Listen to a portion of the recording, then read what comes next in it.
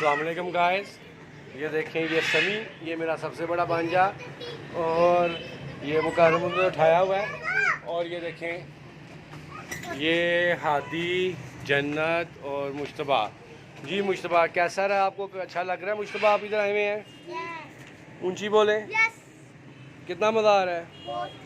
ये देखें ये पिजन्स हैं मुश्तबा की फूफो के घर। ये देखें और ये दो पेयर है और ये दो पेयर, दोनों लहदा पेयर हैं और माशाल्लाह बहुत प्यारे ये पिजन्स हैं।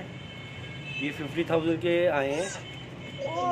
और आपको ये दिखाते हैं आगे।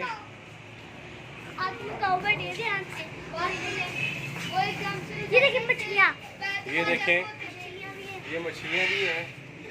ठीक है पीछे रहो बेटा, पीछे। ये देखें फिश एक्वेरियम में। और ये देखें, ओए आराम से दरवाज़ा बंद कर समी। ये देखें आराम से बेटा, आराम से पीछे हो।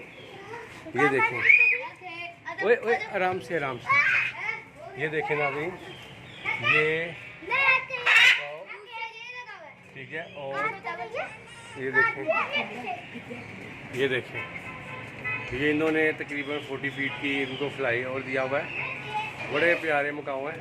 कम है काओ आज। ये देखें ये पेयर है, ये दोनों। ये देखें